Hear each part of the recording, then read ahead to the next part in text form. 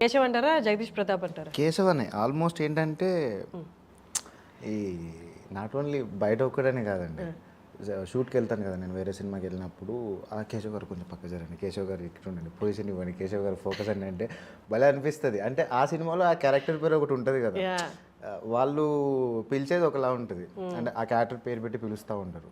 సడన్గా ఈ పేరు పెట్టి పిలితే పలుకుతారా లేదా అని చెప్పి కేశవ్ అన్న అంటే తక్కువ చూస్తాం కదా. మంచి రీచ్ అయిపోయింది అది. కేశవ్, ఒరే కేశవ్, ఆ కేశవ్, ఈ కేశవ్ అని అల్లు అర్జున్ గారు పిలిచారు సినిమాలో, అయితే బయట అయితే మాత్రం అందరు రెస్పెక్ట్ ఇస్తున్నారు కేశవ్ గారు అని. అవును అవునండి. మొన్న రీసెంట్గా జరిగిన ఇండియన్ ఐడల్ది కూడా చాలా హెల్ప్ అయింది సతీ గారికి. సార్ బన్నీ సార్కి నాకు, నేను ఇండియన్ ఐడల్కి వెళ్తే సార్ కొంచెం ప్రమోట్ చేశారనమాట సినిమాకి. సో ఆ వీడియో మంచి వైరల్ అయిపోయింది. అది దాంతో ఆ రోజు రిలీజ్ అయిన రోజు ఈవినింగ్ పెట్టారు. సో దాంతో ఇంకా క్రేజీ వెళ్ళిపోయింది. అవునా? సారీ, ఫ్యాన్స్ అందరూ అసలు క్రేజీగా సపోర్ట్ చేశారు.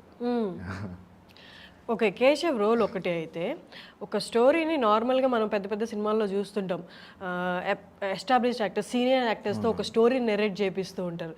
ఫస్ట్ మన థాట్ దగ్గర నుంచి తీసుకుంటే సుకుమార్ గారు ఒక, అంటే ఈ స్టోరీలో ఉంటాడు, బట్ ఈ స్టోరీని తిన పాయింట్ ఆఫ్ వ్యూలో చెప్పాలి అన్నది, అండ్ తిన వాయిస్ ఓవర్తో చెప్పాలి అన్నది, ఇట్స్ క్రేజీ థాట్ అసలు. యాక్చువల్లీ పెద్ద మూవీస్, పెద్ద డైరెక్టర్ అంటే మనం ఎవరి చేత చెప్పిద్దాము సౌండ్, అదే వాయిస్ ఓవర్ అని అనుకుంటారు. మీ దాకా వచ్చినప్పుడు ఫస్ట్ నేను వాయిస్ ఓవర్, నేను చెప్తాను ఈ స్టోరీ అంతా, పుష్పాన్ని నేను నా ద్వారా చూపిస్తాను జనాలకి అందరికీ అన్నప్పుడు మీకు ఏమనిపించింది అసలు? నాకు అసలు సెలెక్ట్ అవడమే క్రేజీ అనిపించింది. బన్నీ సార్ పక్కన నేను ఆడిషన్ ఇచ్చాను, సెలెక్ట్ అయితే నమ్మకం ఉంటుండే. సడన్గా ఫోన్ చేసి బన్నీ సార్ పక్కన ఫ్రెండ్ క్యారెక్టర్ అన్నాను, ఊరి నాయను అసలు ఏం జరుగుతుంది అనుకున్నా. ఆడిషన్ ఇచ్చారా? ప్రాపర్ ఆడిషన్ ఇచ్చాను. నాకు సో నా నంబర్ ప్రొడక్షన్ హౌస్ నుంచి వెళ్ళింది, God's of Dharmapuri Palasa team నుంచి. సో ప్రొడక్షన్ హౌస్ నుంచి వెళ్ళగానే కాల్ చేశారు, వెళ్ళాను ఆడిషన్ ఇచ్చా. ఆడిషన్ కూడా క్రేజీ ఇచ్చుండే, షర్టు లుంగి కట్టుకుని పోయినా. క్యారెక్టరైజేషన్ తెలుసా? నాకు తెలియదు ఎర్రచందనం స్మగ్లింగ్ అంటే, ఆల్మోస్ట్ సరేలే ఏదో ఒక రకంగా రెడీ అయిపోదాంలే అని చెప్పి. ఇప్పుడు ఆడిషన్ అంటే క్యాజువల్గా వెళ్ళి ఏదో రకంగా ఇవ్వచ్చు. నాకేమనిపించింది అంటే, ఓకేలే ఒక కొంచెం స్మగ్లర్ లుక్లోనే వెళ్ళిపోతే అయిపోద్ది కదా అని చెప్పి సెలూన్కి వెళ్ళి గడ్డ అంతా తీసుకొని మీ సైడ్లో పెట్టుకొని పోయినా.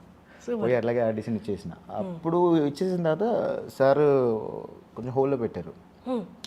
తర్వాత గాడ్స్ ఆఫ్ ధర్మపురి రిలీజ్ అయింది. గాడ్స్ ఆఫ్ ధర్మపురి యాక్సెంట్ ఏంటంటే కడప యాక్సెంట్. అది చాలా హెల్ప్ అయింది. నేను అందులో ఒక 25 years నుంచి 45-50+ వరకు రోల్ ఉంటుంది అనమాట. వేరియేషన్ చూపించుండే. ఓల్డ్గా కూడా చేసేసరికి సార్కి బాగా నచ్చింది. సో సెకండ్ ఆడిషన్ డిసెంబర్లో మళ్ళీ పిలిచారు. వెళ్ళాను 12 to 6 వరకు, పెద్ద చాలా ఆడిషన్ అయింది. నెక్స్ట్ డే ఫోన్ చేసి సెలెక్ట్ అయ్యారు అన్నారు. ఫెంటాస్టిక్ అనిపించింది. వెళ్ళాను, మాట్లాడాను. నాకు ఎప్పుడు తెలిసిందంటే, వన్స్ మేము సెట్కి వెళ్ళాం, షూట్కి వెళ్ళాను. నేను సెలెక్ట్ అయిన 3 daysకే కేరళలో షూట్ జరిగింది అనమాట. నా బైక్ సీక్వెన్స్ ఉంది కదా అన్ని అక్కడ ఎర్రచందుంగలు ఆపేది, సో ఆ సీక్వెన్స్ కేరళలో జరిగింది. అక్కడ మాట్లాడుతా సార్ చెప్పిండు అనమాట. నాకు చిన్నగా తెలుసు వాయిస్ ఓవర్ అంటే ఏముంది, కొంచెం అది వాళ్ళ చిన్నగా ఉంటుందేమో అని అనుకున్నా. వన్స్ మెయిన్ షూట్కి, అంటే కరోనా వచ్చిన తర్వాత మళ్ళీ మెయిన్ షూట్కి వెళ్ళాం కదా, ఒక షార్ట్ తీస్తున్నాడు సుకుమార్ సార్ అనమాట. తీస్తుంటే ఆ షార్ట్ ఎందుకు అనేది తెలుసు, బట్ సార్ సడన్గా ఏమన్నా అంటే, అరే ఈ షార్ట్ ఎందుకంటే ఈ సినిమాలో నీ వాయిస్ ఓవర్ ఉంటుందిరా సినిమా మొత్తం, అందుకే ఈ షార్ట్ ఉంటుంది నీ మీదకి అని చెప్పాను. కానీ ఊరి నాయనో సినిమా మొత్తం ఉంటుందా ఆ ఫీల్డ్లో ఉండి అని చెప్పి, మొత్తం నాకు మిడిల్లో తెలుసు అన్నమాట. స్టార్టింగ్లోనే తెలియదు, ముందు నుంచి పర్టికులర్గా అయితే నాకు తెలియదు. ఏదో సమ్ వాయిస్ ఓవర్ ఉంటుంది అని అన్నారు. కానీ మీ క్యారెక్టరైజేషన్ అయినా పూర్తిగా ఎక్స్ప్లెయిన్ చేశారా? సార్ చెప్పేశారు. అమ్మో అది కూడా క్రేజీ. ఒక 6 minutesలో చెప్పేశారు, 6 to 7 minutesలో. సుకు సార్ ఫైట్ రిహార్సల్ జరుగుతుంది, అది ముసుగు ఫైట్ ఉంది కదా ప్రీ క్లైమాక్స్లో వచ్చేది. ఆ ఫైట్ రిహార్సల్ జరుగుతుంటే సుక్కు సార్ వెళ్ళి ఒక చెట్టు దగ్గర నా భుజమే చేసి 6 to 7 minutesలో కథ మొత్తం చెప్పేశారు. అంటే నా క్యారెక్టర్స్ అన్నీ కొన్ని ముందు ఐడియా ఉన్నాయి, వాళ్ళు ఎక్కడెక్కడ కనెక్ట్ ఉంటుంది కదా, స్టోరీ ఐడియా మొత్తం ఆ 6 minutesలో వేరే లెవెల్ అర్థమైపోయింది అంత. అది ఇంకా చెప్పేసాను సార్కి, సార్ నా life time role sir, thank you so much అని చెప్పి. అంటే మనకి పుష్ప రిలీజ్ అయ్యే వరకు అదొక సుకుమార్ గారి సినిమా. సుకుమార్ గారు అంటే ఇండియా మొత్తంలో సుకుమార్ గారు, ఆయన డైరెక్షన్ వర్క్ చేయడం, ఆయనతో కలిసి వర్క్ చేయడం అంటే ఒక్కసారైనా ఛాన్స్ రావాలి అనుకుంటున్నాను. అలాంటిది పుష్ప రిలీజ్ అయిన తర్వాత ఈవెన్ ఆయన కూడా చాలా ఇంటర్వ్యూస్లో చెప్పారు, నేను ఎప్పుడు ఎక్స్పెక్ట్ చేయలేదు ఇది ఇన్ని లాంగ్వేజెస్లో వస్తుందని, లేకపోతే అవుట్ ఆఫ్ ది కంట్రీ ఇంత రీచ్ ఉంటుంది అని.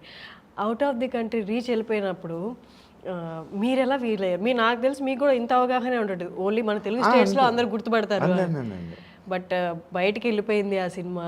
ఒక ఇంటర్వ్యూలో కూడా చూసారు, మీకు నేపాల్ నుంచి కూడా కాల్స్ వస్తాయి. వచ్చినాయండి బాబు. ఒక క్లాత్ పంపిస్తా అని చెప్పారు వాళ్ళు. ఏం పంపిస్తానా? క్లాత్ నేపాల్లో భూటాన్లో రెడ్ కాషాయం కలర్ క్లాత్ ఏదో ఉంటుంది, ఇస్తామని చెప్పారు. నా ఫ్రెండ్ వెళ్ళాడు అనమాట అక్కడికి, సో మాట్లాడి వచ్చారు అనమాట, పంపిస్తామని చెప్పారు. వెయిట్ చేస్తున్నారు, వస్తుందేమో. చాలామంది ఈ సక్సెస్ని అడ్మైర్ చేసే వాళ్ళు ఉంటారు, మీ సక్సెస్ని అబ్బా అని. ఇంకొంతమంది లక్ అంటారు. మీ కష్టం తెలిసిన వాళ్ళు అయితే అడ్మైర్ చేస్తారు, పడాల్సిందంతా పడ్డాడ్రా వచ్చింది ఫైనల్లీ అనుకుంటారు. కొంతమంది భలే లక్ తిరిగిందిరా వీడికి, ఆడుతూ పాడుతూ వచ్చేసింది అంటారు. ఈ రెండింటిని ఎలా చూస్తారు మీరు? లక్ ఏమో, నేను చాలామంది లక్ లక్ లక్ అంటే నేను దాని పెద్దగా ఇంపార్టెన్స్ ఇవ్వను. ఏమో అండి, మనం చూడడం అది ఎలా ఉంటుందో కూడా తెలీదు. ఊరికే మనకు ఒక మంచి విషయాలు జరిగినప్పుడు, మంచి సందర్భాలు మనకు ఎదురైనప్పుడు నాకు అదృష్టం బాగుందిలే అని అనుకుంటాం. సడన్గా ఇంకోటి ఏదైనా జరిగితే అమ్మ ఏంది దరిద్రం అనేది ఇంకోటి ఉంటుంది. సో రెండు కంపేర్ చేసి అయితే చూడండి. ఎందుకంటే మనం చేసిన ప్రాజెక్టులు కావచ్చు, మనం చేసిన యాక్టింగ్ చేసిన క్యారెక్టర్స్ కావచ్చు, అవి మా సార్కి బాగా నచ్చినాయి. అవి సార్ నన్ను నమ్మారు. More than that Bunny sir పక్కన అంత పెద్ద క్యారెక్టర్కి నన్ను తీసుకోవడం అంటే రిస్క్. వన్ థింగ్, అంత పెద్ద ప్రాజెక్ట్లో బన్నీ సార్ పక్కన ఉండి అంటే అది కమర్షియల్ స్పేస్లో డీల్ చేయాలి కదండి. ఒక కొత్త ఆస్పైరింగ్ యాక్టర్కి ఎలా ఉంటుంది సడన్గా వెళ్ళి ఉండి చేయాలి. నాకు ధైర్యం ఉంది, నేను చేసా నమ్మకం నాకు ఉంటుండే. సెలెక్ట్ అయిన రోజే అనుకున్నా ఖచ్చితంగా ఇచ్చిపోయాలి అని చెప్పి. కానీ సెట్కి పోయిన తర్వాత అంతా సుకుమార్ సార్ ఉన్నారు, బన్నీ సార్ ఉన్నారు, మిగతా వాళ్ళందరూ ఉన్నారు. లిటరల్లీ 300 to 400 పీపుల్ ఉన్నారు. ఇంతమంది మధ్యలో ఉండి షార్ట్ చేయాలి. ఇంకా ఫస్ట్ షాట్ ఏంటంటే నా లక్, శ్రీవల్లి సాంగ్ షూట్ చేస్తున్నాం. శ్రీవల్లి సాంగ్లో నేను పరిగెట్టుకుని మచ్చా ఆ పైపులో నీ ఫోటో వచ్చిండి అది మచ్చా అనుకుంటూ వస్తాను బన్నీ సార్ దగ్గరికి బైక్ మీద. దెన్ మేడం దగ్గరికి వెళ్ళగానే పాల డబ్బాలో తీసుకొడుతుంది. అది ఫస్ట్ డే అనమాట. ఫస్ట్ షాట్ ఆ సీక్వెన్స్ జరిగింది. హ్యాపీ అంటే డైలాగ్స్ ఏం లేవు. సడన్గా ఆ రోజు వెళ్ళగానే సెట్లో బన్నీ సార్ వచ్చి కంగ్రాట్స్ కేశవ, ఈ క్యారెక్టర్ చాలా బాగుంటుంది. అప్పటికి సార్ నాకు స్టోరీ మొత్తం చెప్పలేదు. తెలుసా నీకు మొత్తం అంటే లేదు సార్ ఇంకా చెప్పలేదు, చెప్తారేమో అని. షిఫ్ట్ అయిపోతుంది మొత్తం, వేరే లెవెల్ ఉంటుంది, కంగ్రాచులేషన్స్, ఆల్ ది బెస్ట్, బాగా చేయండి అన్నారు. నాకు ఇంకా సార్ వచ్చి అక్కడ ఉండగానే పుష్పరాజ్ గెటప్లో ఉండగానే ఓ దేవా అంటే ఒక్కసారి మనం వెనక్కి చూసుకుంటే కొన్ని కనిపిస్తాయి కదండి. నేను యాక్సిడెంటల్గా యాక్టర్ అయిపోయా. అదే మన రోహిత్ అన్న, శశి అన్న వాళ్ళు నిరుద్యోగ నటులు వెబ్ సిరీస్ చేశాక అక్కడ నుంచి ఛాన్సెస్ రావడం. Accidental actor, but you are a theatre actor. నా మీరు థియేటర్ చేయలేదా? నువ్వు చేయలేదండి.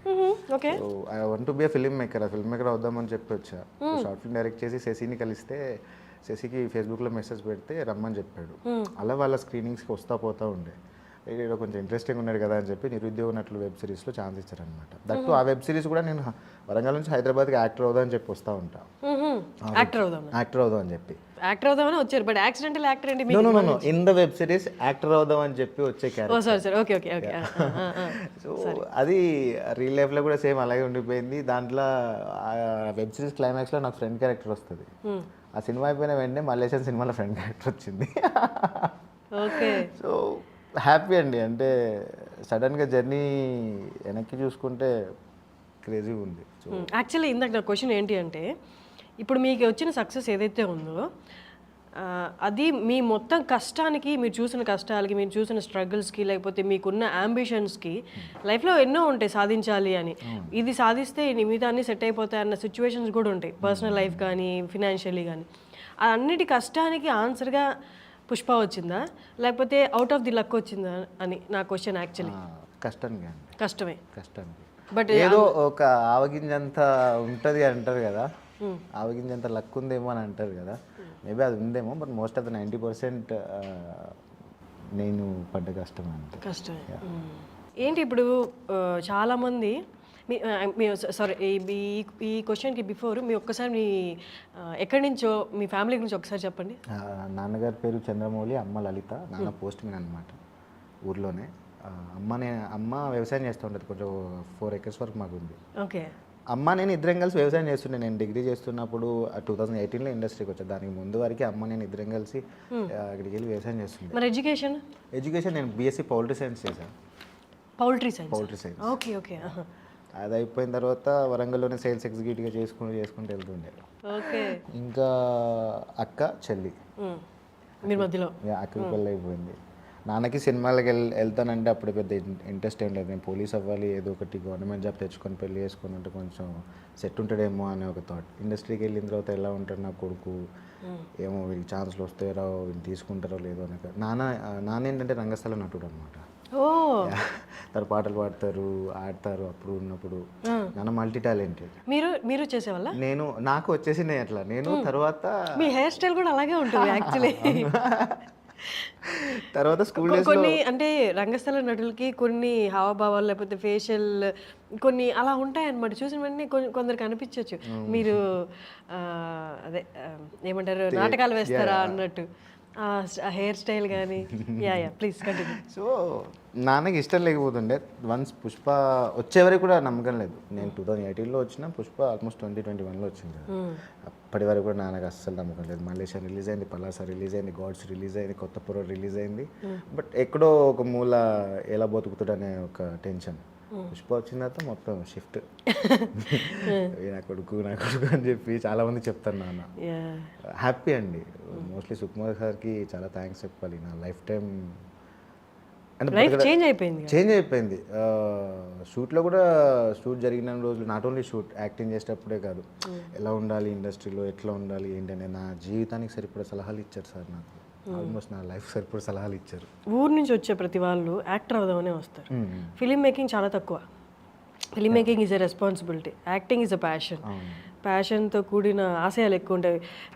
డైరెక్షన్లో కూడా ప్యాషనేట్గానే వస్తారు. బట్ డైరెక్షన్లోకి వచ్చే వాళ్ళు ఆల్రెడీ ప్రిపేర్ అయ్యి వస్తారు. ఎక్కువ బాధ్యతలు నేను మోస్తాను అంటే 24 క్రాఫ్ట్స్ మనం డీల్ చేయాలి కాబట్టి. ఎందుకని మీరు యాక్టింగ్ వైపు కాకుండా నేను డైరెక్షన్ అని అనుకొని వచ్చారు రావడమే? గుడ్ క్వశ్చన్ అండి, థ్యాంక్ యూ. ఇంటర్మీడియట్లో దానికి ముందే కొన్ని రాస్తుండే నేను. ఇంటర్మీడియట్లో ఒక చిన్న నవెల్, ఒక హర్రర్ నవెల్ రాసా. నా ఫ్రెండ్స్ అందరూ చూపించేశారు, అందరికీ నచ్చింది.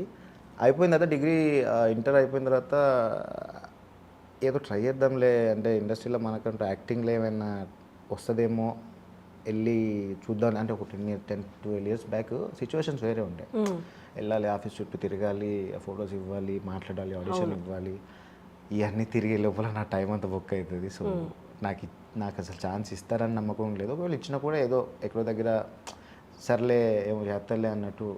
అంటే బ్రీఫ్గా అయితే ఇప్పుడు ఆర్టిస్ట్ ఒక బ్రేక్ ఉంటే ఈయన ఏదో చేయగలడు, వాడి ఎక్స్ప్రెషన్స్ బాగున్నాయని చెప్పి ఏదో క్యారెక్టర్ తీసుకొని ఇమాజిన్ చేసుకొని ఇచ్చే ఛాన్స్ ఉంటుంది. ఊరికే వెళ్ళి మనం ఇస్తే కష్టం, ఇప్పటికి కూడా కష్టమే. అప్పుడు నాకు అనిపించింది ఇంకా తిరగడం నా వల్ల కాదు.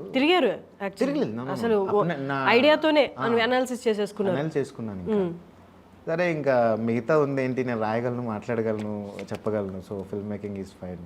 చిన్నప్పటి నుంచి అంటే ఒక సినిమా డైరెక్టర్ తీస్తున్నాడంటే మోస్ట్లీ కమాండింగ్ ఆయన చేతిలోనే ఉంటుంది కదా. సో నేను అందరితో మాట్లాడవచ్చు, చిల్లవచ్చు అనే ఒక మంచి థాట్ ఉంది. సో అట్లా ఫిల్మ్ మేకింగ్ తీసుకున్నా. అట్లా షార్ట్ డైరెక్ట్ చేసి వాళ్ళని కలిసి ఉంటే దెన్ వాళ్ళు యాక్టర్ చేసిళ్ళు మళ్ళీ ఇంత దూరం వచ్చింది.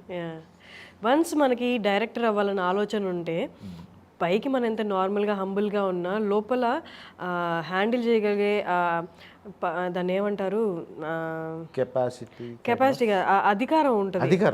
కొంచెం ఆ ప్రౌడ్ ఉండాలి యాక్చువల్లీ. అన్ని క్రాఫ్ట్స్ మెయింటైన్ చేయాలంటే మన ఇండివిజువల్ మన మెంటాలిటీ కూడా అలాగే ఉంటుంది. నాకు ఇంత తెలుసు, నేను డైరెక్టర్ అవ్వాలనుకుంటున్నాను అన్నప్పుడు ఒక కైండ్ ఆఫ్ మైండ్ సెట్తో ఉంటారు కదా. బట్ మీరు ఇక్కడికి వచ్చినప్పుడు మిమ్మల్ని ట్రీట్ చేసే ప్రతి వాళ్ళు నువ్వెంత అన్నట్టే ట్రీట్ చేస్తారు మీరు ఎస్టాబ్లిష్ అయ్యే వరకు. బట్ మన మైండ్లో ఏమో మనం ప్రౌడ్గా ఫీల్ అవుతుంటాం. నేను I'm going to direct a film అంటే 24 క్రాఫ్ట్స్ అంటే ఆల్మోస్ట్ 100 to 150 members నేను మేనేజ్ చేయబోతున్నాను దాంతో. కానీ ఇక్కడేమో రియాలిటీలో అందరూ మిమ్మల్ని చులకనగా చూస్తుంటారు, నువ్వెంతరా అన్నట్టుంటారు. మీరైతే నాకు తెలిసి బాగానే ఫేస్ చేసి ఉంటారు. అమ్మో చాలా. ఇప్పుడు ఏంటంటే నేను సినిమాలు చేసినా కూడా చాలామందికి సరేలే ఏదో చేస్తున్నాలే అనుకున్నా. పుష్పలో సెలెక్ట్ అయిన తర్వాత ఇంకా వేరే ఉంటుండే. దట్టు యాక్టింగ్ చేసుకోక వీడికి ఇదంతా ఏంటి, ఇది అవసరమా అనేది. అంటే నేను ఇప్పుడు ఎగ్జాంపుల్ ఒక పర్సన్కి ఊరికే చెప్పాను అనుకోండి డైరెక్టర్ అవుదాం అని చెప్పి, నేను వెళ్ళిన తర్వాత ఆడ ఏదైనా మాట్లాడవచ్చు, no problem. But one day definitely direct మామూలుగా తీయను, ఖచ్చితంగా తీస్తా. ఏమే అది. సూపర్. బట్ కంటిన్యూ చేస్తాను యాక్టింగ్ అయితే. అమ్మో, పీపుల్ని కూడా నేను నా ఊపిరి ఉన్నంత వరకు ఎంటర్టైన్ చేస్తాను ఇన్ కేస్ సెట్లో ఉంటే. అమేజింగ్. ఓకే, ఇప్పుడు పుష్ప అయిపోయింది, మన నిరుద్యోగ నటులు, తర్వాత చాలా వచ్చాయి మధ్య మల్లేశం కానీ పలాస. కొత్తపురడు. సడన్గా ఇప్పుడు సత్తిగాడి 2 ఎకరాలు అంటే ఇప్పుడు దాకా చాలామంది చాలా క్యాలిక్యులేషన్స్ వేశారు. ఒక క్యారెక్టర్తో ఎస్టాబ్లిష్ అయిన యాక్టరు తర్వాత ఒక స్టోరీని లీడ్ చేసే క్యారెక్టర్ భుజాల మీద వేసుకొని చేశాడు అంటే ఒక్కసారి, తర్వాత ఏంటి అనేది క్వశ్చన్ మార్క్. క్యారెక్టర్స్ రాయాలా లేకపోతే లీడ్సే రాయాలా అని. అండ్ ఇలా ఓన్లీ లీడ్సే తీసుకున్నామని వెళ్ళి వాళ్ళు స్వతహాగా ఐడియా తీసుకొని అదే డిసైడ్ అయ్యి వెళ్తే ఎక్కువ రాక అటెల్లా కన్ఫ్యూజన్. బట్ ఇప్పుడు జనరేషన్ యాక్టర్స్ చూస్తుంటే నేను లీడ్స్ చేస్తాను, క్యారెక్టర్స్ చేస్తాను అనే కాన్ఫిడెన్స్ ప్రతి డైరెక్టర్కి ఇస్తున్నారు. బట్ స్టిల్ కొందరు ఉన్నారనమాట ఫిలిం క్రిటిక్స్ అని అలా వాళ్ళు ఫిలింని చూసి అనలైజ్ చేసి ఈ ఫిలిం ఫెటర్ మొత్తాన్ని అనలైజ్ చేసి చెప్పే వాళ్ళు ఏమంటారు అంటే మీ లీడ్గా చేస్తున్నాడా, ఎందుకు చేతులారా నాశనం చేసుకుంటున్నాడు కెరియర్ అంటారు. వచ్చాయి 2 కామెంట్స్ మీద చాలా వచ్చాయి. అంటే మనం కాదనలేము. ఇంకొకటి ఏంటంటే ఇప్పుడు సత్యగారు 2 ఎకరాలు రిలీజ్ అయిన తర్వాత అభినవ్ నన్ను నమ్మాడు, కాస్త ఏమో ఇటు సూట్ అవుతాడు సత్యగాడిలా అని చెప్పి. నాకు అనిపించింది కథ వినగానే అరే క్రేజీ ఉంది కదా. ఎప్పుడు నేను ఫస్ట్ డే సెట్కి వెళ్ళినా కూడా నా మనసులో ఫీలింగ్ లేదు లైక్ నేను డీల్ చేస్తున్నాను ఈ కథను అనేది. నాకు ఆ సీన్ చెప్పారు, ఆ సీన్ ప్రకారం ఏం చేయాలి అనేది ఒక 2-3 డేస్ తర్వాత సత్యగాడికి ఏమేం చేయాలని ఇంకొన్ని ఆలోచించుకొని దెన్ ఆ క్యాటోల్లోకి వెళ్ళిపోయాను. నేను వెళ్ళిపోయి మిగతా చేయడం స్టార్ట్ అయిపోయింది. వన్స్ అది సినిమా రిలీజ్ అయిన తర్వాత ఇవి చాలా వచ్చాయండి, అవసరం వీడికి ఇదంతా అని చెప్పి. సో నేను అందరికీ ఏం చెప్తా అంటే ఇది ఒక్కటే అని కదా, అంటే ఇప్పుడు మనం ఆర్టిస్ట్గా స్టార్ట్ అయినప్పుడు మన అవకాశం ఉన్నంత వరకు మనకు వీలైనన్ని జీవితాలు అనుభవించే ఛాన్స్ ఉంది. Perfect answer. ఈవెన్ నేను అట్లే ఆలోచిస్తాను అనమాట.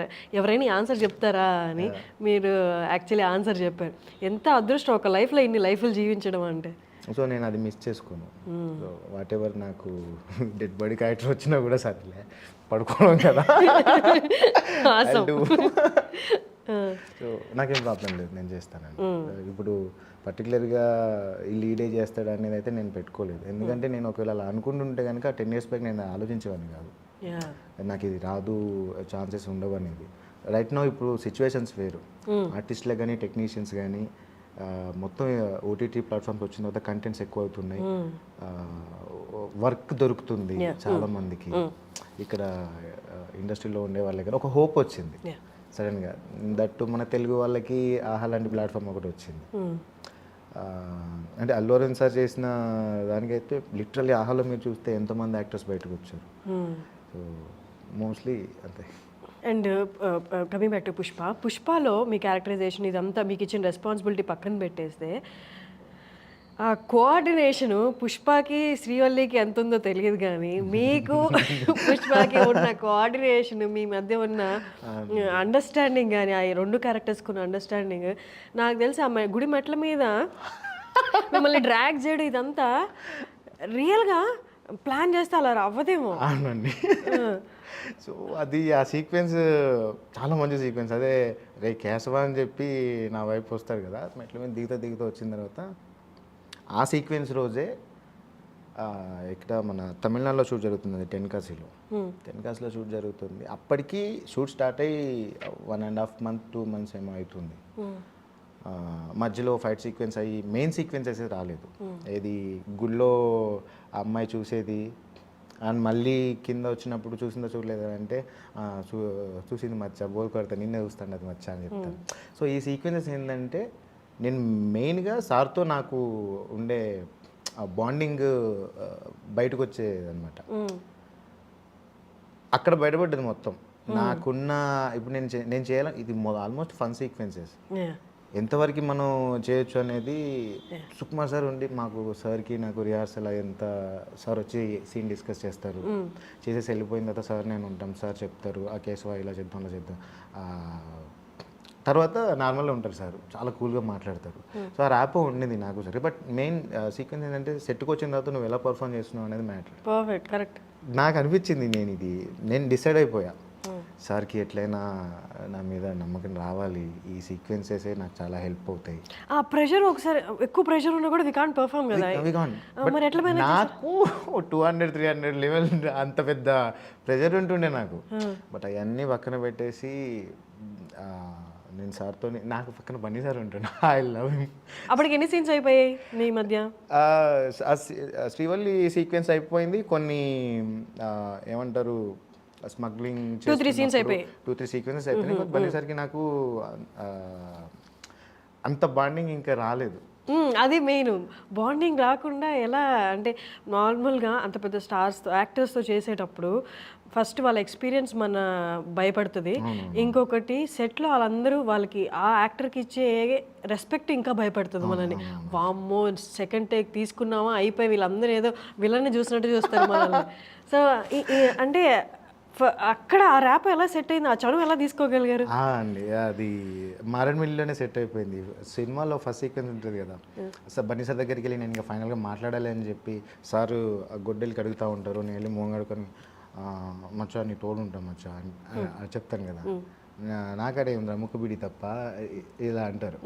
ఆ సీక్వెన్స్ మీరు అన్నట్టు సెకండ్ టేక్ 2 టేక్ అన్నట్టు అని అంటారు కదా. సో అది లిటరల్లీ 10 టేక్స్ అయింది.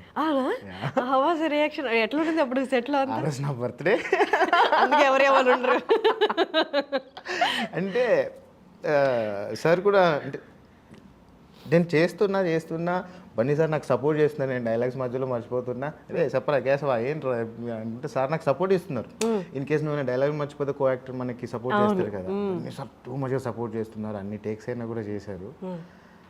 But finally 11th take something అనుకుంటా, ఇంకా నా వల్ల కావట్లేదు, చుట్టూ టైం అంతా పోతుంది, భయం అవుతుంది.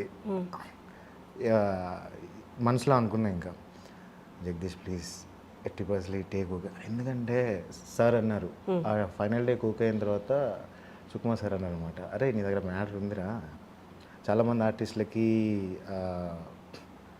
2-3 టేక్స్ అయినా 4-5 టేక్స్ అయినా కూడా మనసులో ఒకటి అవుతుంది, మొత్తం తగ్గిపోతుంది, చేయగలమా లేదా అనేది మొత్తం పోతుంది ఆల్మోస్ట్. ఎంతో కొంత ఉన్నా కూడా సరిగ్గా పర్ఫామ్ కూడా చేయలేరు. మరి నువ్వు 11th టేక్ వచ్చిన దాకా కూడా నువ్వు ట్రై చేసి బాగా చేసావు, ఓకేరా అన్నారు. సో అక్కడ ఇంకా సెట్ అయిపోయింది, ఇంకా ఆ రోజు డిసైడ్ అయిపోయినా నెక్స్ట్ ఇంకా ఇలాంటిది రిపీట్ అవ్వకూడదు అనుకుని. సో అక్కడ అప్పటి నుంచి బన్నీ సార్ ఎప్పుడు కూడా స్టార్టింగ్ నుంచే శ్రీవల్లి సాంగ్ అప్పుడే నేను ఇచ్చే ఎక్స్ప్రెషన్స్ అవన్నీ చూసి బన్నీ సార్ దగ్గరికి వచ్చి రే బాగా చేసినావు కేశవా, బాగా చేసినావు, బాగుంది అనుకుంటూ అంటుండే. ఏది మధ్యలో ఓమ్ని వ్యాన్ మేము కడుగుతా ఉన్నప్పుడు వాటర్లో బన్నీ సార్ ఉంటారు, ఇట్లా చూసిందా అంటే చూడలే అంటాను నేను, అన్నాక బకెట్తో కొట్టేస్తారు కదా. సో ఇలాంటి మొంటేజెస్ అన్ని మాకు సార్కి నాకు అది కొంచెం సెట్ అయింది. మెయిన్ సీక్వెన్స్ వెళ్ళిన తర్వాత అది వేరే ఉంటుంది కదా, కట్స్ ఉంటాయి, మళ్ళీ చేయాలి, అది డైలాగ్ బై డైలాగ్ టైమింగ్స్ చూసుకోవాలి, అండ్ నన్ను చూసుకోవాలి, సార్ని చూసుకోవాలి, చుట్టూ ఏం జరుగుతుంది, ఎక్కడ కెమెరా ఎక్కడ ఉంది, దాని ప్రకారంగా యాక్ట్ చేయాలి కదా. సో వన్స్ ఒకసారి కమర్షియల్ స్పేస్కి వచ్చిన తర్వాత ఇవన్నీ ఆ సీన్ నుంచి అలవాటు అయిపోయింది. ఇంకా వద్దు జగదీష్ ఇంత చేయకు, ప్రాబ్లం అయితే, ఎందుకంటే టైం చాలా ఇంపార్టెంట్ కదండి. ఒక పెద్ద సినిమాకి మనం వర్క్ చేస్తున్నప్పుడు మేము ఎంత రెస్పాన్సిబిలిటీ ఉంటాం అనేది మెయిన్ మ్యాటర్. అంటే ఎన్ని టేక్స్ చేసినా ఫైనల్లీ వస్తుంది. ఏ ఆర్టిస్ట్కైనా పాపం ఇబ్బందులు పడతారు, కొంచెం భయం ఉంటుంది, వస్తుంది. సో ఆ నమ్మకంతోనే ముందుకెళ్ళిపోయా. బన్నీ సార్ ఎవ్రీవేర్ నాకు సపోర్ట్ చేస్తారు. ఈవెన్ దో నేను నాకు క్రేజీ సిచ్యువేషన్ చెప్తా. ఇప్పుడు ఎగ్జాంపుల్ సార్కి నాకు సీక్వెన్సెస్ జరిగాయి, ఒక సీన్ అయిపోయింది, మెయిన్ నాకు క్లోజప్ ఉంటుంది, నేను డైలాగ్స్ చెప్పాలి, అసిస్టెంట్ యాక్టర్ కూడా చెప్పొచ్చు ఆ డైలాగ్స్. బేసిక్గా బన్నీ సార్ నా కోసం అక్కడ ఉండి ఆ డైలాగ్స్ చెప్పి కేశవ్ గారు బాగా చేయాలి, నేను చెప్తానని చెప్పి సార్ నా కోసం ఉంటారు అక్కడ ఉండి నా సార్ డైలాగ్ చెప్తే దానికి ప్రాపర్ రియాక్షన్ వస్తుంది కదా. అంత సపోర్ట్ చేశారండి బన్నీ సార్ నాకు, రియల్లీ హ్యాపీ.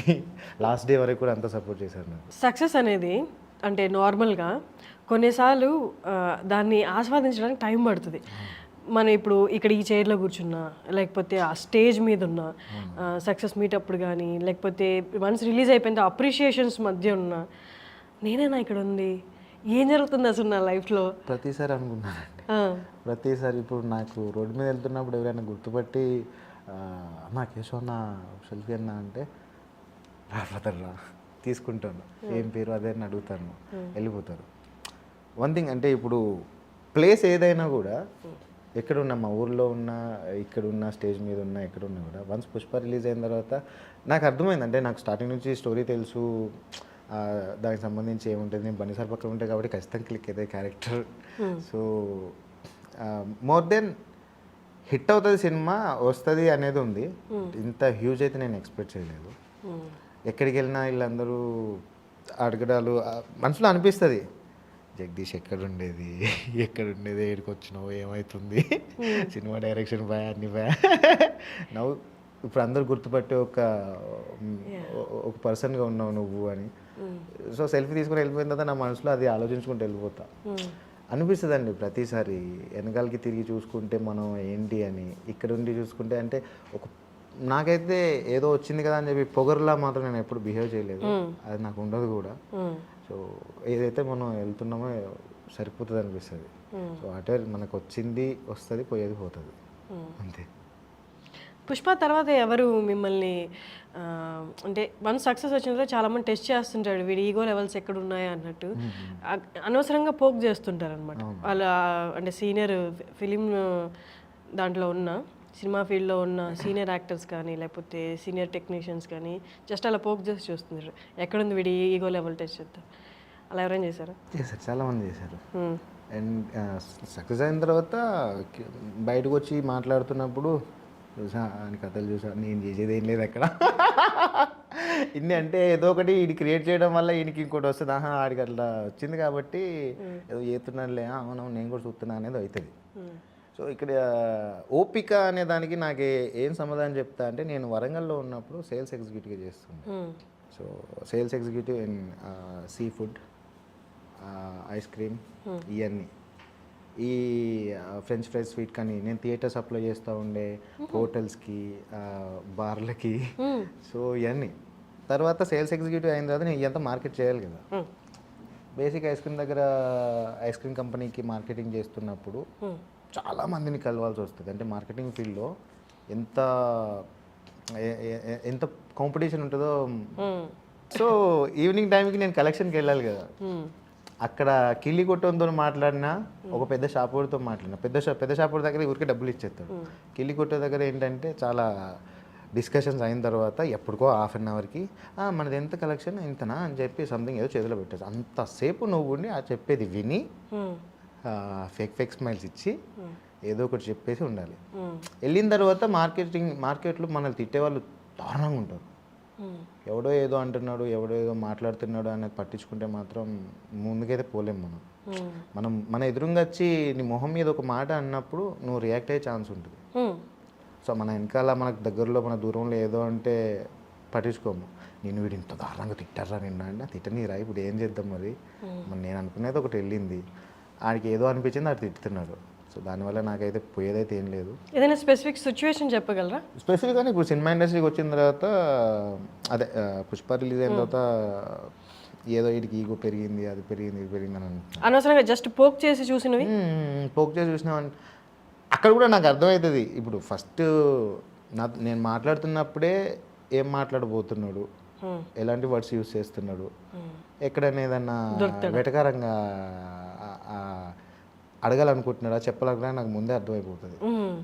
సో ఆయన పోక్ చేసినా నాకు పెద్ద ఏమనిపోయేది, అరే అదా అంటే నవ్వుతాను. సో అది దాన్ని ఇప్పుడు తీసుకొని పటాన్ని ఇట్లన్నారు అట్లన్నారు అని ఇప్పుడు అంత రియాక్షన్ అయితే నేను ఇవ్వలేను. ఒకవేళ అని నేను ముందుకెళ్ళిపోయి నేను బాధపడను, ఆ బొక్కలే అక్కడ అయిపోతుంది, ఇంకా అక్కడ వదిలేసే అంటే మనం ఆలోచించేవి బాగా హట్టింగ్ ఉన్న సిచ్యువేషన్స్ మనం బాగా ఆలోచిస్తాం. కొంతమంది ఇప్పుడు నేను యాక్టర్గా నేను ముందుకు వచ్చిన తర్వాత చాలామందికి ఏంటంటే వీడికి అసలు ఛాన్సెస్ వస్తాయా రావా, అసలు వీడికి ఎవడిత్తలే, వీనికి అవసరమా అన్నట్టు చూసేవాళ్ళు ఉంటారు. ఫ్రెండ్స్ అయినా కూడా పక్కన మాట్లాడే వాళ్ళు కొంతమంది ఉంటారు. అవి తెలిసినా నేను పెద్ద పట్టించుకోను, ఎందుకంటే మనకు ఒక వే ఉంది, ఆ వేలో వెళ్ళిపోతూ ఉంటాం, ఎన్నో ముళ్ళు అయ్యి ఎన్నో వస్తూ ఉంటాయి, గుచ్చుకుంటే తీసుకుని వెళ్ళిపోవడమే. యాక్చువల్లీ మీరు చెప్తుంటే ఆ మార్కెటింగ్ ఫీల్డ్లోది ఓపికకి అంటే లైఫ్లో ప్రతిదీ ఎందుకు జరుగుతుంది అనడానికి రీజన్ ఉంది అన్నట్టు. వన్ సక్సెస్ వచ్చిన తర్వాత దాన్ని హ్యాండిల్ చేసి హంబుల్గా ఉండడం అనేది చాలా పెద్ద టాస్క్. సక్సెస్ రావడం ఒక పెద్ద టాస్క్ అయితే దాన్ని మెయింటైన్ చేసుకుని ముందుకెళ్ళి హంబుల్గా ఉండడం చాలా పెద్ద. ఎందుకంటే చాలా మంది సక్సెస్ఫుల్ యాక్టర్స్ చూస్తే the main quality, main one and only character they have is humbleness. ఎంత అసలు ఏం పట్టించుకోరు, ఏమున్నాయి, ఎక్కడ దిగామా, ఏ కార్లో దిగామా, ఎట్లా తయారయ్యారు, దే ఆర్ వెరీ హంబుల్. అది ట్రైన్ చేసుకుంటూ వచ్చింది లైఫ్ అని చెప్పడానికి మన మార్కెటింగ్, మీరు చెప్పిన మార్కెటింగ్ ఫీల్డ్. మోర్ దెన్ అదొకటి ప్లస్ ఇంటి దగ్గర నాన్న నన్ను తిట్లు నేను తినేటప్పుడే దొరుకుతా. సో నో 7/G బృందావన్ అలాంటి కైండ్ ఆఫ్ మీరు ప్లేట్లు విసిరి కొట్టడం అవేం లేదా? అయినా అండి చిన్నప్పుడు ఏదో 6th 7th క్లాస్లో హాస్టల్ నుంచి తప్పించుకొని వచ్చేది. నాన్నగారు నచ్చేది కాదు, ఏమంత సైక్ అవుతుండే చిన్నప్పుడు. అంటే ఇప్పుడు అన్నం తింటూ ఉంటాం, నాన్న తిడుతూ ఉంటాడు, అమ్మ నార్మల్గా ఉంటుంది, నాన్న ఇంకా తిడుతూ ఉంటాడు. సరేలే ఇప్పుడు ఆకలేమో వేస్తూ ఉంటుంది, 2-3 ముద్దలు పెట్టుకుంటాం, ఒక సీక్వెన్స్లో ఇంకా అది నాన్న తిట్టడం ఎక్కువ అయిపోతుంది. సరే ఇప్పుడు ఏం చేద్దాం, తిందామా, పక్కన పెడదామా అంటే ఒకటేసారి ఏదో నాకు కోపం వచ్చినటువంటి ప్లేట్ ఎత్తేసి బయటికి వెళ్ళిపోయేది. మళ్ళీ నెక్స్ట్ తినేటప్పుడు అది పెట్టుకొని మళ్ళీ తిడతారు. అక్కడి నుంచి మళ్ళీ continue plus add on plate పడే ఇక మళ్ళీ ఎప్పుడు ఎత్తేలే, అమ్మో ఇది ఇప్పుడు ఎత్తే మళ్ళీ వేరే ఉంటుంది అని చెప్పి పక్క పెట్టి అటు పోయి మళ్ళీ వచ్చి తినేది. చాలా వరకు నాన్న ముందు అయితే తక్కువ తింటుండే, బట్ నేను తినే టైంకి ఆయన వస్తారు. అది సిచ్యువేషన్స్ బాగా యూజ్ అయినాయండి. అంటే నా లైఫ్లో జరిగిన చాలా సిచ్యువేషన్స్ నేను ఎంతో ఓపికగా ఉండడానికి యూజ్ అయినాయి అంతే. నాన్నగారి కోపమా, అమ్మ నన్ను తిట్లా, చుట్టూ ఉన్న ఫ్రెండ్స్తో ఉన్నప్పుడు ఏదో గొడవలమ్మో, నేను పెద్ద గొడవలు పెట్టుకునే ఛాన్స్ కాదు, ఎవరిని ఇంతవరకు కొట్టలేదు అసలు. అంటే మనం అబ్జర్వ్ చేసే ఛాన్స్ ఉంటుంది, ఈ సిచ్యువేషన్ మనకు వచ్చినప్పుడు నువ్వు ఎట్లా ఉంటావు అనేది. సో అది చాలా అలవాటు అయిపోయింది. పైగా నాన్న పోస్ట్ మ్యాన్, చాలా మంది ఇంటికి వస్తూ ఉంటారు, ముసలి వాళ్ళు వస్తారు, మిడ్ ఏజ్ వాళ్ళు వస్తారు, లెటర్స్ కోసం మాట్లాడుతూ ఉంటారు, గొడవలు అయితే అక్కడ గమనించవచ్చు. చాలా వరకు ఊర్లో చాలా ఛాన్స్ ఉంది, నువ్వు ఎన్ని రకాల మనుషులను చూడవచ్చు అక్కడ ఊర్లో, వాళ్ళు ఎలా మాట్లాడుతున్నారు, ఎలా ఉంటున్నారు అనేది. సో బయటకు వచ్చి చూస్తే ఇంకా చాలా మంది మనకు కనిపిస్తారు తెలియని పర్సన్స్తో. ఎగ్జాంపుల్ నేను సేల్స్ ఎగ్జిక్యూట్ చేసినప్పుడు నాకు ఎవరు తెలియదు, వాడెవరో నన్ను ఏదో అంటున్నాను చెప్పి నేనైతే ఏం ఫీల్ కాలేదు. సో ఇలాంటి సీక్వెన్సెస్ మనకి చాలా నేర్పిస్తాయండి లైఫ్లో. ఇప్పుడు నువ్వు రియాక్ట్ అయిపోతే ఏమవుతుంది అనేది క్వశ్చన్ మార్క్ వేసుకొని కూర్చుంటే బాగోదు. ఏం మారాయి పుష్ప తర్వాత లైఫ్లో? అంటే చాలా అండి. అంటే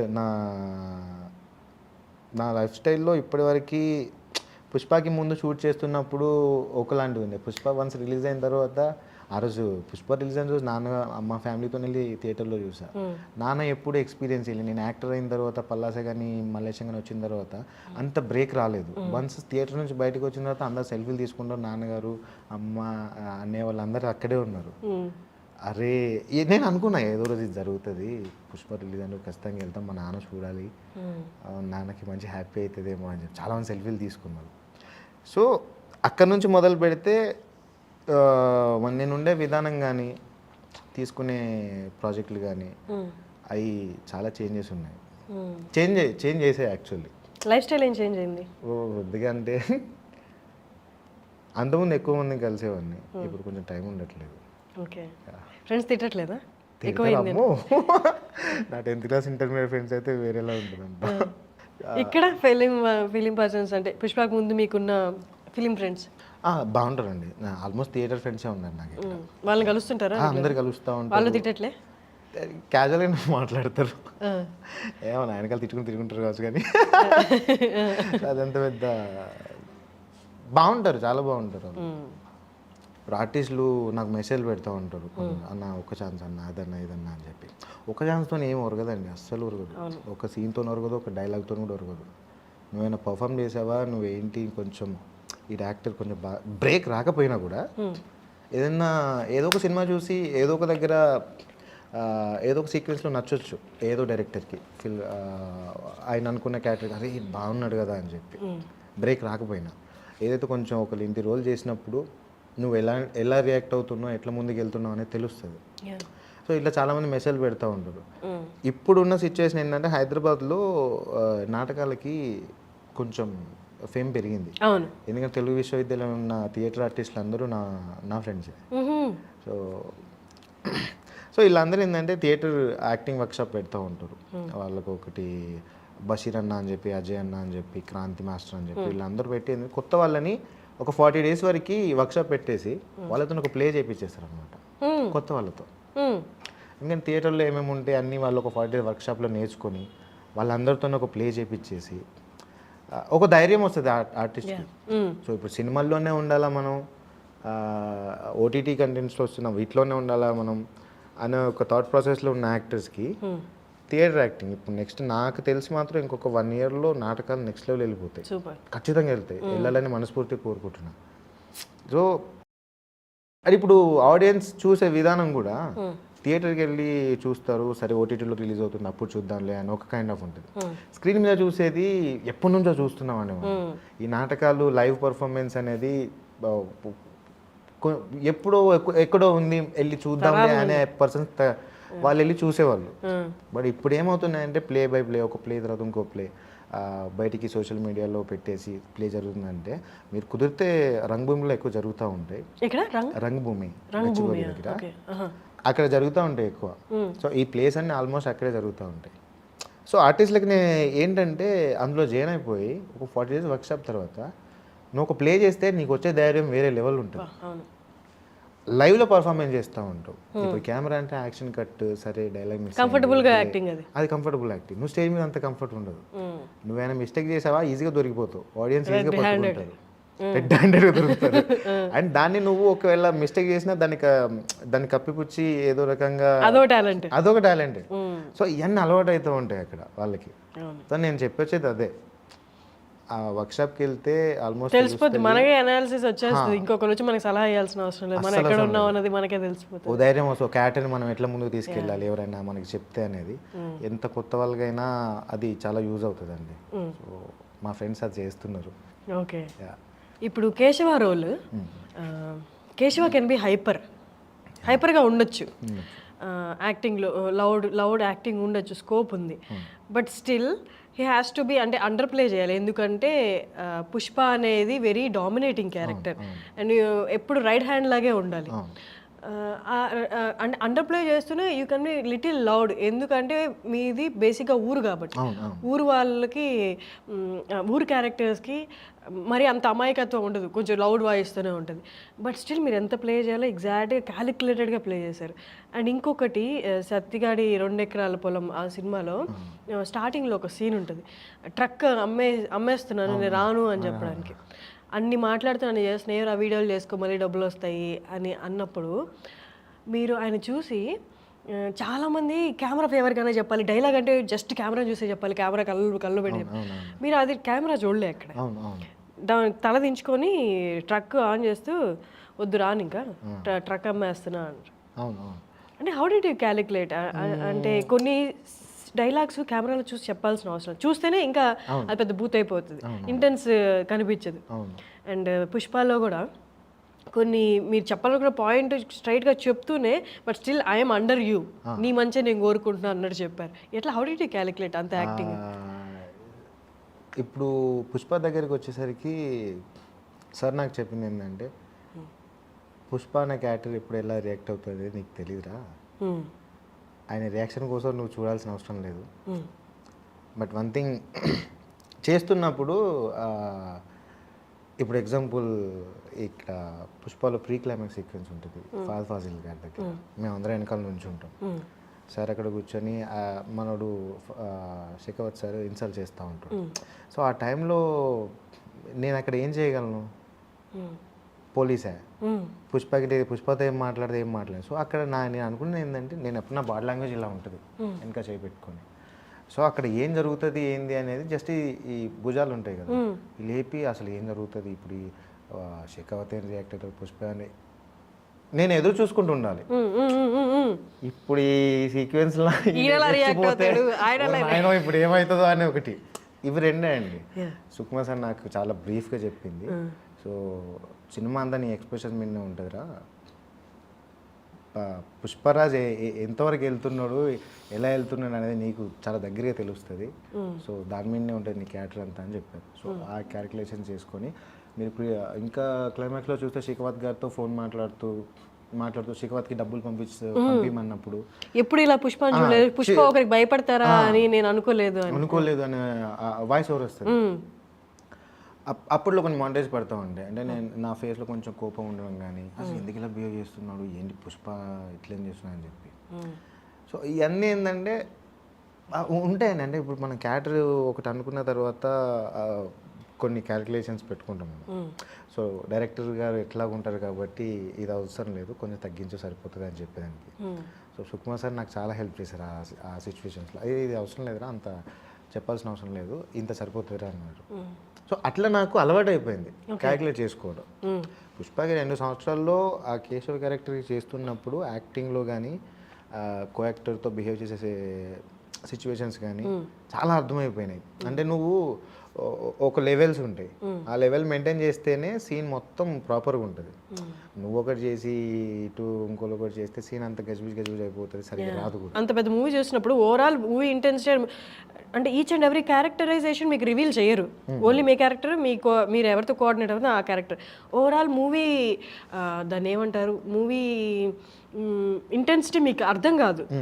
బట్ అలాంటప్పుడు మనం అండర్ ప్లే చేస్తున్నామా లేకపోతే ఓవర్గా రియాక్ట్ అవుతున్నామా ఎలా క్యాలిక్యులేట్ చేసుకున్నారు? క్యారెక్టర్స్ నాకు తెలుసండి, వాళ్ళ ఈ పుష్పకు మాత్రం నాకు క్యారెక్టర్స్ చెప్పారు, ఎందుకంటే అది ఇంపార్టెంట్ కాబట్టి ఏ క్యారెక్టర్ ఎలా ఉంటారని చెప్పారు. మొత్తం బ్రీఫ్ లేదు, బట్ సెట్కి వచ్చిన తర్వాత అంటే ఈ క్యారెక్టర్కి పుష్పరాజ్కి కొంచెం ఎక్స్ ఉంటుంది అనేది తెలుస్తుంది మనకి ఈజీగా. సో పుష్పరాజ్ శ్రీవాలిని కలిసినప్పుడు అదొక కాంబినేషన్, కామెడీ కాంబినేషన్, కొంచెం నార్మల్గా ఉండే సీక్వెన్స్. సో ఇవి 2 డిఫరెన్సెస్ అనుకోండి. కొండారెడ్డి చచ్చిపోయిన తర్వాత సునీల్ గారి ఎంట్రీ, ఫస్ట్ టైం సునీల్ గారు చూడడం ఆ గెటప్లో వేరే లెవెల్ ఉన్నారు అసలు. సో అక్కడ చచ్చిపోయింది, అక్కడ కొండారెడ్డి ఒక్కడే కాదు, మంగళం సీన్ బొమ్మది కూడా చచ్చిపోయి ఉంటాడు, డెడ్ బాడీ కూడా అక్కడే ఉంటుంది కదా. సో పుష్పరాజ్ చంపేసిన తర్వాత ఇక్కడికి వచ్చేసిన తర్వాత ఎంపీ వీళ్ళందరూ వస్తున్నారు, మంగళం సీన్ వస్తున్నాడు. సో బన్నీ సార్ పక్కనే నేను ఉంటా. మంగళం సీన్ ఎంట్రీ అవ్వగానే నేను పుష్పరాజ్ వైపు ఇట్లా ఒక లుక్ ఇస్తా. సో ఇవన్నీ చిన్న ఏంటంటే అమ్మో ఇప్పుడు పుష్పరాజ్ ఏం రియాక్ట్ అవుతుందో ఏమవుతుందో అనే ఒక లోపల భయం ఉంటుంది. సో అది మీరు మళ్ళీ చూడండి కుదిరితే, సర్వైవ్ లుక్ ఇస్తాను వస్తాడు, అదంతా సీక్వెన్స్ జరుగుతూ ఉంటాయి. ఎందుకు చెప్పానంటే ఆ చిన్న క్యాలిక్యులేషన్స్ అన్నారు కదా, అది చాలా ఇంపాక్ట్ క్రియేట్ చేస్తాం క్యారెక్టర్కి. అంటే మనం ఇప్పుడు డైలాగ్ చెప్పాము, ఒక ఎక్స్ప్రెషన్ ఇచ్చాము, వెళ్ళిపోయాము అనేది కాకుండా మనకి ఏం లేనప్పుడు కూడా నువ్వు ఎలా రియాక్ట్ అవుతున్నావు అనేది అర్థమైపోతూ ఉంటాయి, నీ క్యారెక్టర్కి నువ్వు ఎంత ఏం చేస్తున్నావు అనేది. అండ్ ఇంకొకటి నేను గమనించాను, మేబీ అది పుష్ప 2లో దాన్ని యూజ్ చేసుకుంటారా లేకపోతే దానికి ఏమైనా ఇంపార్టెన్స్ ఉందా, సిగ్నిఫికెన్స్ ఉందని అర్థం కాలేదు. కానీ మిమ్మల్ని ఫస్ట్లో చూపించినప్పుడు మీ క్యారెక్టర్ డిస్క్రైబ్ చేస్తున్నప్పుడు, అది ఇంట్రడక్షన్ ఇచ్చినప్పుడు మిమ్మల్ని మొండేలు అని చూపించారు. మేబీ మొండేలు అది ఎక్కడైనా యూజ్ చేశారా లేకపోతే జస్ట్ డిస్క్రైబ్ ఆ క్యారెక్టరైజేషన్కి ఆ మొండేలకి మేబీ పుష్ప 2లో ఏమైనా ఇంపార్టెన్స్ ఉందేమో దానికి, ఐ డోంట్ నో. ఓకే, మీరు ఎలాగో రివీల్ చేయరు కాబట్టి అది క్యారెక్టర్ వైజ్ అది ఒకటి బాగుంది, ఒకటి అంతేనా. మోర్ దెన్ ఏంటంటే నేను గ్లౌజ్ పెట్టుకొని ఉంటాను ఇక్కడ. అల్టిమేట్ ఏంటంటే చాలా మంది దాన్ని గమనించలేదు, ఎందుకంటే నాది నా స్కిన్ టోన్కి నా గ్లౌజ్ కూడా సేమ్ కలర్, గ్లౌజ్ లాగే ఉంది, అది అర్థమవుతుంది. బట్ అది with the character with story ఏదైనా ఇంపార్టెన్స్ అంటే స్పెసిఫిక్గా చూపిస్తారు మొండేలు అని. మైట్ బి ఎక్కడైనా అది యూజ్ అవుద్దో ఏంటో, మరి పుష్ప 2 వస్తే తెలుస్తుంది. చాలా రైటింగ్ జరిగింది, నాకైతే ఇంకేం చెప్పలేదు సార్, మేబీ చెప్తారు. ఓకే, అంటే నా క్యారెక్టర్కి అదొకటి ఏమంటారు, ప్రతి క్యారెక్టర్ కొన్ని ఉంటాయి కదా. అదే అన్లెస్ అది స్టోరీతో ఎక్కడైనా ఇన్వాల్వ్మెంట్ ఉంది, ఇంపార్టెన్స్ లేకపోతే స్పెసిఫిక్గా మొండేలు చూపించారు కదా. అదేమి ఆ మొండేలు చూపించినందువల్ల మీ క్యారెక్టరైజేషన్లో ఎక్కడ ఒక ట్రైట్ చూపిస్తున్నట్టు కూడా ఏమి అనిపించలేదు, బట్ స్పెసిఫిక్గా అది చూపించారు. అక్కడ ఆ సీక్వెన్స్లో అన్న ఒకవేళ లేదని అందరూ మొండేలేనా మొండేలు. అదే దీనికో పెద్ద స్టోరీ అండి బాబు. మా తాతకు ఇల్లు ఇట్లుంటుండే, మా ముత్తాతకి. ఆయనను మల్లయ్య, ఆయన పేరు మొండేల మల్లయ్య అంటారు. కథ అయినప్పుడు మొండేలు అనగానే నాయన ఇది మామూలుగా లేదు, కనెక్ట్ అయింది.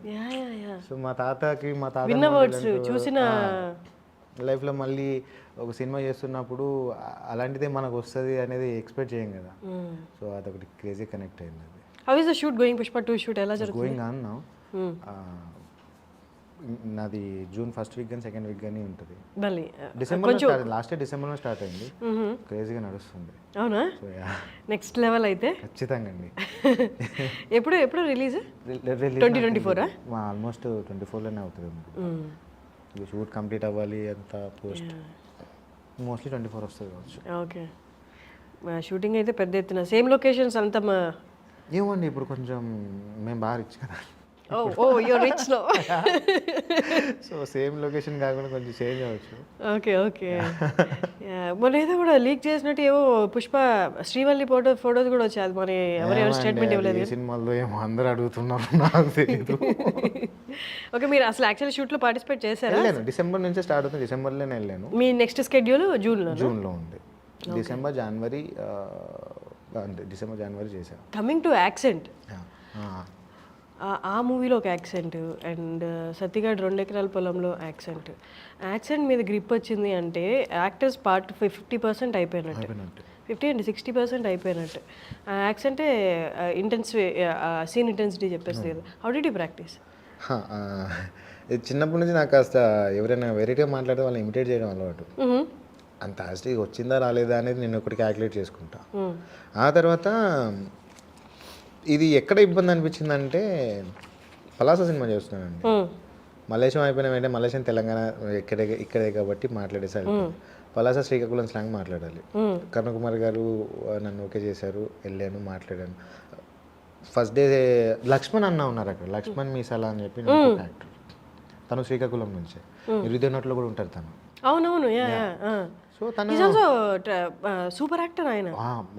నాకు నెక్స్ట్ లెవెల్ అడ్వైస్ ఇచ్చారు. ఆ అడ్వైస్ కూడా next I interview him. Laxman Meesal కదా, మీరు చెప్తుంటే గుర్తు ఎప్పుడప్పుడు అనుకున్నాను నేను, యాక్చువల్లీ ఈయన భలే చేస్తున్నారు. ఆర్ఎక్స్లో పిచ్చి లేపుతారు, వేరే level actor. So Srikakulam slang మాట్లాడాలంటే అన్న మాట్లాడతారు. ఆ రోజు షూట్కి వెళ్ళిన రోజు వెళ్ళాను, షూట్ చేశాను, డైలాగ్స్ టప్పుడు చెప్పేశా. బట్ నాకు మనసులో సాటిస్ఫై లేదు, అస్సలు లేదు. ఎందుకంటే యాక్సెంట్ వేరే కదా, డైలాగ్ ఒకటి చెప్పేసి నువ్వు వచ్చేస్తే ఏం ఉండదు అక్కడ.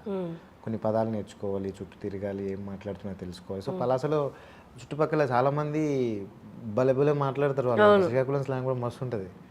అరే భలే ఉంది కదా అని చెప్పి నేను సో అట్లా అలవాటు అయిపోయింది. కొంచెం హోంవర్క్ చేయాలి. వెంటనే అయిపోయిన తర్వాత నేను Pushpak select God's of Dharmapuri Kadapa accent అని చెప్పాను. కడప యాక్సెంట్ అప్పుడు భార్గవ్ కార్తీక్ అని తను రైటర్ అనమాట. సో తను హెల్ప్ చేశాడు మొత్తం క్యారెక్టర్కి. నాకు కడపకి చిత్తూరుకి లిటిల్ కొంచెం డిఫరెన్స్ ఉంటుంది. పుష్పక్ సెలెక్ట్ అయిన తర్వాత నాకు సరే చేయగలను అనే నమ్మకం ఉంది, కానీ చిత్తూరు యాక్సెంట్ అక్కడ నేను సీన్కి సంబంధించి మోహన్ జిట్టేటి అని చెప్పి తను ప్రాక్టీస్ చేపిస్తూ ఉన్నాను. వాయమ్మే ఇది చాలా దూరం ఉంది దానికి దీనికి, ఎందుకంటే కొన్ని పదాలు పర్టికులర్గా కడపలో పలకాల్సి వస్తుంది, ఇక్కడ అంత ఉండదు అనమాట. ఇక్కడ సాఫ్ట్గా వెళ్ళిపోవాలి. ఆ డిఫరెన్స్ కనిపిస్తే నేను వెళ్ళిపోయి చిత్తూరు. ఇంకా వెళ్ళిపోయి అక్కడ ఒక 3-4 days ఉండి ఏం మాట్లాడంత హోంవర్క్ చేసుకొని ఒక బుక్ కొనుక్కొని మిట్టరోడి కథలు అని ఉంటుంది. ఆ బుక్ మొత్తం చిత్తూరు స్లాంగ్లో ఉంటుంది. ఏంటది బుక్ పేరేంటి? మిట్టరోడి కథలు. సో ఆ బుక్ మొత్తం కొనుక్కున్నా, పదాలు తెలిసినాయి, అన్నీ తెలిసినాయి. షూట్ జరుగుతున్నప్పుడు యాక్సెంట్ నేర్పించే వాళ్ళు ఉంటారు తప్పైనా పోయినా కూడా. సో ఎప్పుడు కూడా మనకి నువ్వైనా మాట్లాడగలగాలి అంటే నీకు కొన్ని పదాలు తెలియాలి. దాన్ని నువ్వు కొన్ని దీర్ఘాలు సరే కొన్ని కట్. తెలంగాణ మోస్ట్లీ చాలా పదాలు కట్ అయిపోతాయి, ఈజీగా కట్ అయిపోతాయి. చిత్తూరులో దీర్ఘాలు వస్తాయి. సో అది పదాలను ఎక్కడ కట్ చేస్తున్నారు, ఎక్కడ సాగదీస్తున్నారు, ఏ ఎమోషన్ ఎట్లా డీల్ చేస్తున్నారు అనేది కొంచెం అర్థమైతే పట్టుకోవచ్చు. అది కొంచెం హోంవర్క్ చేయాలి. సో అట్లా అలవాటు అయిపోయింది అది. నెక్స్ట్ వచ్చేది నేను అంబాజీపేట మ్యారేజ్ బ్యాండ్ సినిమా చేశాను సుహాసన. నేను అది తూర్పుగోదావరి స్లాంగ్. మీ ఇద్దరు కాంబినేషన్ పోస్టర్ చూస్తే భలే అనిపిస్తుంది. అంటే అక్కడ సపరేట్గా చూసాం, వీళ్ళిద్దరు ఒక్కరి దగ్గర ఉన్నారంటే భలే ముచ్చటగా అనిపించింది.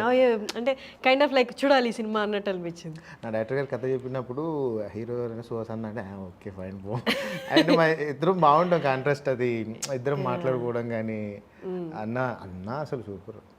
అసలు ఇప్పుడు ఈ జనరేషన్ యాక్టర్స్ని చూస్తుంటే ఎంత బాగా అనిపిస్తుందంటే, ఇప్పుడు నీ అంతటి నువ్వు ఒక సినిమాలు చేసుకుంటూ వెళ్తావు, నువ్వు లీడ్గా కూడా చేస్తావు, but at the same time మన ఫ్రెండ్స్ ఇంకో సినిమా చేస్తున్నారంటే అందులో పర్లేదు చిన్న క్యారెక్టర్ చేద్దాం పదా అంటే అసలు ఎంత హెల్తీగా ఉంటుంది అసలు అట్మాస్ఫియర్ కానీ ఆ వర్క్ కల్చర్ కానీ. నేను ఫస్ట్ టైం సుహాసనని కలిసింది ఆహా ఈవెంట్లో. అన్నకి కలర్ ఫోటోకి ప్రైజ్ వచ్చింది. అప్పుడేం గుర్తుపట్టలేదు కానీ అన్న తోపు కదా అప్పటికి అందరికి తెలుసు. నాకు ముందే ఇష్టం ఏంటంటే మజిలీ సినిమా అప్పుడు చూసినప్పుడు సుహాసనని చూసినప్పుడు అరే వస్తున్నాయి కదా క్యారెక్టర్స్, నమ్మకం పెట్టుకోవచ్చులే కొంతమంది అనేది అనిపించింది సుహాసనని చూసిన తర్వాత. అన్ని క్యారెక్టర్ చేసిన కలర్ ఫోటో హిట్ అయిన తర్వాత నేను అంబాజీపేటలో ఫస్ట్ టైం కలిసా సుహాసనని. అసలు చాలా హంబుల్ ఉంటారు అన్న. నెక్స్ట్ టైం ఫ్రెండ్స్ అయిపోయినాం ఇంకా సినిమా తర్వాత. సూపర్. 10 ఏళ్ల క్రితం సినిమాలు అంటే ఓన్లీ హీరోయిక్ సినిమాలు ఎక్కువ వచ్చేవి కంపారిటివ్లీ. హీరోకి కొన్ని క్వాలిటీస్ ఉండాలి, తెల్లగా ఉండాలి, జుట్టు ప్రాపర్గా ఉండాలి, ఫిజిక్ మెయింటెనెన్స్ ఉండాలి, మోస్ట్లీ హీరో మీదే ఉండాలి సినిమా అంతా. ఇప్పుడు అవేం లేవు. మన తెలుగు వాళ్ళు, మన కలర్లు, మన రంగు ఏదైతే ఉందో అది, మన బాడీ స్ట్రక్చరు, అన్నం తినే వాళ్ళకి ఎలా ఉంటుంది బాడీ, రోటీ తినేవాళ్ళు కాకుండా అన్నం తినే వాళ్ళ బాడీ ఎలా ఉంటుంది మొత్తం వచ్చేసింది అలాగా. క్రేజీ చెప్పారు రోటీ అన్నం. నిజంగానే అంటే అన్నం మనం ఇష్టం ఎంత తింటే అంత పెట్టుకొని తినచ్చు. రోటీ ఇలా పెట్టుకొని స్పెసిఫిక్ ఇలా పెట్టుకోవడం అంటే అంత టైం ఎంత అక్కడే మొక్కపోతుంది. కలుపుకొని తినడంలో ఒక మజా, అది తినడంలో చక్కగా అంటే అన్నం తినే వాళ్ళకి ఖచ్చితంగా బుగ్గలు వస్తాయి, మనందరికి బుగ్గలు ఉంటాయి. మన ఇక్కడి నుంచి తీసుకొని తమిళనాడు వరకు ఆల్మోస్ట్ కేరళ వాళ్ళకి కూడా అందరికి బుగ్గలు ఉంటాయి, రైస్ తినే వాళ్ళందరికి బుగ్గలు ఉంటాయి. సో మన వాళ్ళు ఓకే వీఆర్ సస్టైనింగ్ సక్సెస్ఫుల్గా అనేది ఇంకా ఇంకో 5-10 years పోవాలి. We are sustaining good easy. అంటే మీరు అన్నట్టు ఇప్పుడు అన్ని క్యాలిక్యులేషన్స్ అయితే లేవు. సో క్యారెక్టర్ ఉండుంటే నేను సత్తిగా చేసేవాడిని కాదు. సో ఇప్పుడు అలాంటి కంటెంట్స్ వస్తున్నాయి, వాటిని ఎక్స్ప్లోర్ చేయాలనుకుంటున్నారు, వాళ్ళ కల్చర్ ఎక్స్ప్లోర్ చేయాలనుకుంటున్నారు, అక్కడ నుంచి ఫిల్మ్ మేకర్స్ వస్తున్నారు.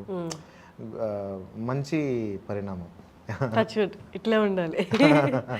అండ్ మీరు ఎక్కడో ఏదో ఫంక్షన్లో అనుకుంటా నేను చూసాను, పద్యం పాడారు కదా, పద్యం జానపదం పాడారు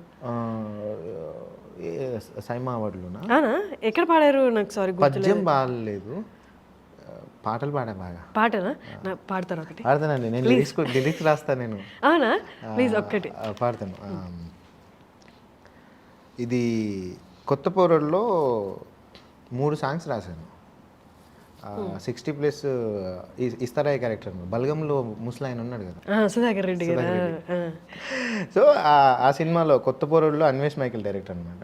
నాకు రాయ్ జగ్గు అని అంటే అన్వేష్ కూడా నిర్దన్నట్లో పాట. అవునవును, అన్వేష్ తెలుసు. మీరు చేశారు అనుకుంటా కదా ఇంటర్వ్యూ అన్వేష్ని? ఇంటర్వ్యూ చేయలేదు, బట్ ఐ మెట్ హిమ్. ఒక సిరీస్కి ఏమో కాస్టింగ్ టైంలో I met him, I spoke with him. అంటే దాంట్లో సాంగ్ ఉంటుంది ఇస్తారయ్య 60 years ప్లే బాయ్ అనమాట. ఓ బట్టలు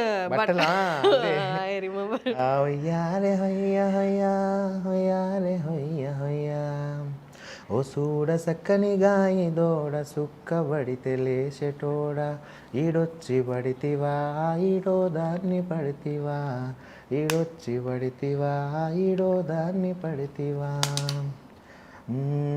ఈడేమో సంపవట్టే అదేమో చూడవట్టే ఈడేమో సంపవట్టే అదేమో చూడవట్టే హా చుట్టూ తపోరగన్లు చూసి చూసి గులుగవట్టే. సో ఈ సాంగ్ తెలంగాణలో చాలా బాగా నేనే పాడాను ఆ సాంగ్.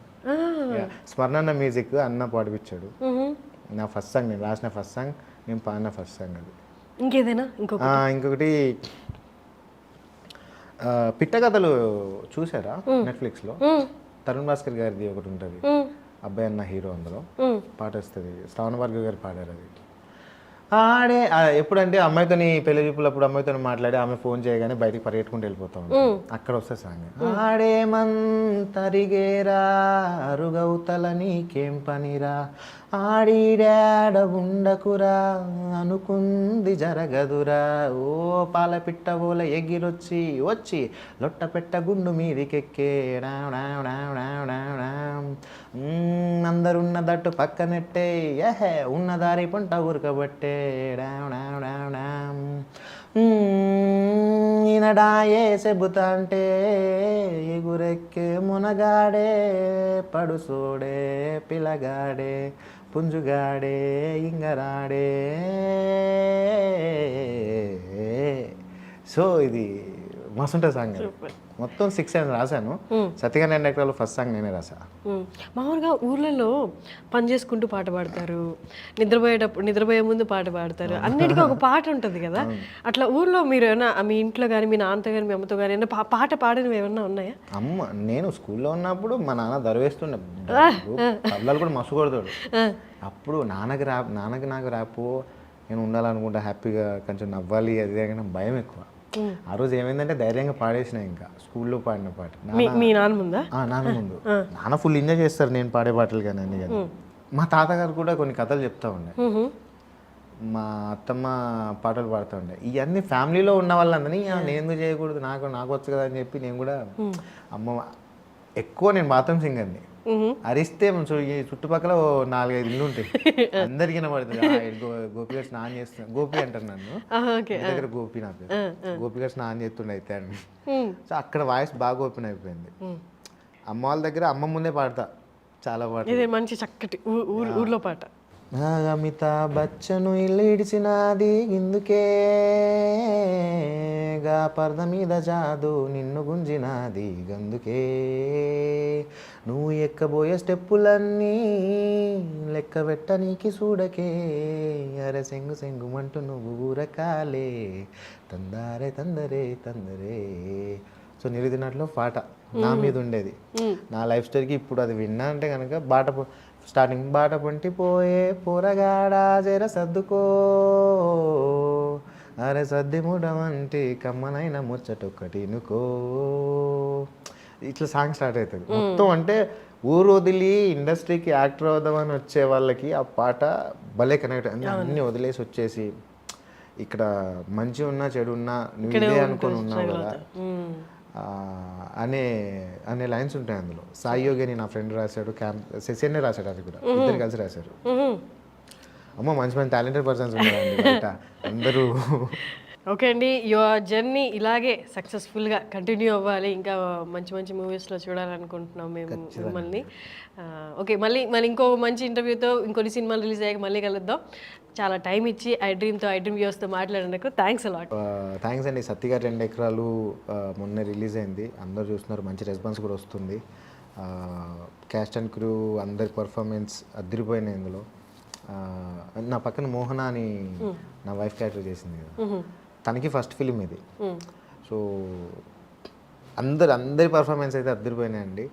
మీరే చెప్పాలి, ఇంకా చూడండి సినిమా, ఆహాలో ఉంది. ఇట్లాగే నాలాంటి కొత్త యాక్టర్స్కి మీరు ఇంకా ఎంకరేజ్ చేస్తే చాలా కంటెంట్స్ వస్తాయి, చాలా కొత్త కథలు మీరు చూస్తారు. ఫిల్మ్ మేకర్స్ కూడా నిజంగా థ్యాంక్ యూ. ఇట్లా అభినవ్ అన్నకి నన్ను తీసుకున్నందుకు థ్యాంక్స్ అన్న. అభినవ్ అన్న, love you so much. Happy life long. అంటే నా ఫస్ట్ సినిమా ఒక మంచి సినిమా చేశానని ఖచ్చితంగా ఫీల్ అవుతా. సో ప్లీజ్ చూడండి సినిమా. థ్యాంక్ యూ అండి.